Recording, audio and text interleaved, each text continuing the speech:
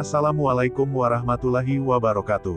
Hai pemirsa, bagaimana kabar kalian hari ini? Semoga selalu diberikan kesehatan, dan saya doakan kalian hari ini dimudahkan rezekinya, dan yang sakit semoga segera diangkat penyakitnya amin. Kasus Subang Misteri, mungkinkah pelaku bersembunyi di plafon rumah Jalan Cagak? Namun sebelum kita bahas mohon dukung channel ini, dengan cara tekan tombol like dan subscribe, biar kami lebih semangat menyajikan berita-berita terupdate. Kalau sudah mari kita lanjut. Soal kasus pembunuhan di Jalan Cagak, Subang masih memunculkan misteri dan teori lain, soal cara pembunuh beraksi. Nah, ada teori, kemungkinan pelaku pembunuh juga bersembunyi pada plafon rumah kasus pembunuhan ibu dan anak di Jalan Cagak, Subang itu. Sampai bulan ke-6 ini, pembunuh Tuti Suhartini dan Amalia Mustika Ratu yang merupakan ibu dan anak, belum juga ditemukan, di mana muncul teori baru kemungkinan bagaimana pelaku beraksi. Teori baru itu dimunculkan Freddy Sudaryanto, salah seorang pemerhati kasus pembunuhan di Jalan Cagak, Subang, soal kemungkinan pelaku bersembunyi dalam plafon rumah kejadian di Jalan Cagak, Subang itu. Freddy Sudaryanto mengakui, pertanyaan teori kemungkinan pelaku sudah ada di atas plafon mungkin dinilai terkesan konyol oleh sebagian orang. Namun hal itu bisa saja terjadi, karena banyak kemungkinan dalam kasus di Jalan Cagak, Subang ini, kata Freddy Sudaryanto, dimunculkan Kamis, tanggal 17 Februari tahun 2022. Freddy Sudaryanto juga berpikir, apakah mungkin pada bagian plafon rumah di Jalan Cagak, Subang itu, ada bekas-bekas yang diduga jejak pelaku. Begitu pula pada dinding tembok juga ada bekas-bekas yang bisa dijadikan jejak pelaku pembunuhan, tetap masih ada kemungkinan sebagai petunjuk. Namun menurut Freddy Sudaryanto, yang mengetahui persis situasi pada rumah kejadian pembunuhan di Jalan Cagak, Subang itu hanya penyidik. Nah, jika memang mungkin saja pelaku pembunuh rupanya bersembunyi dalam plafon, kapan orang tersebut keluar lagi dari rumah kejadian itu?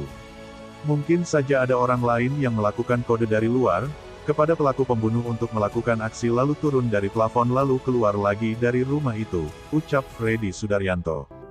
Freddy Sudaryanto juga membayangkan, kemungkinan jika pelaku melakukan framing naik ke plafon rumah itu, sebenarnya melakukan framing untuk mengecoh penyidik. Sementara itu, teman Danu, Jack Batubara, memberikan pernyataan perihal keganjilan terkait kasus pembunuh ibu dan anak di Subang. Selain itu Jack juga menjelaskan bagaimana keganjilan kasus pembunuh ibu dan anak di Subang menurutnya. Keganjilan kasus Subang seperti ada komandan yang mengendalikan. Baik dari jarak dekat atau jarak jauh, tulis Jack Batubara di kanal YouTube-nya Subang Hijau, yang diunggah pada tanggal 16 Februari. Jack yang juga teman Danu Subang tersebut mempertanyakan tujuan sebenarnya dari pelaku pembunuh ibu dan anak di Subang tersebut. Kondisi acak-acakan tersebut memunculkan pertanyaan, ini pasti ada yang mereka cari apa itu berupa dokumen yang dibutuhkan, dan bukan uang 30 juta rupiah yang dicari, tambah Jack Batubara. Karena anehnya uang itu masih ada. Kenapa tidak diambil? Lumayan lo buat jajan bakso, tutup Jack Batubara dalam tulisannya di akun YouTube pribadi miliknya. Tuti Suhartini dan Amalia Mustika Ratu ditemukan tewas dalam bagasi mobil Toyota Alphard milik Yosep yang berada di garasi rumah di Ciseti, Jalan Cagak, Subang, pada tanggal 18 Agustus tahun 2021.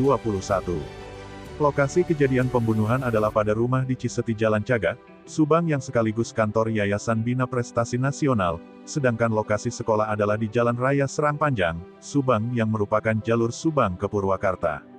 Yosep adalah suami dari Tuti Suhartini dan ayah dari Amalia Mustika Ratu, di mana Yoris adalah anak Yosep dan Tuti, serta kakak dari Amalia. Pembunuhan Tuti Suhartini dan Amalia Mustika Ratu yang merupakan ibu dan anak, kemudian diketahui ketika Yosep pulang dari rumah Mimin, yang merupakan istri muda. Ada pula saksi Danu juga masih saudara keluarga Yosep, dan merupakan mantan karyawan Yayasan Bina Prestasi Nasional yang didirikan oleh Yosep. Nah, gimana menurut kalian? Terima kasih telah menyimak video kami, nantikan video-video terbaru selanjutnya hanya di channel UP Info.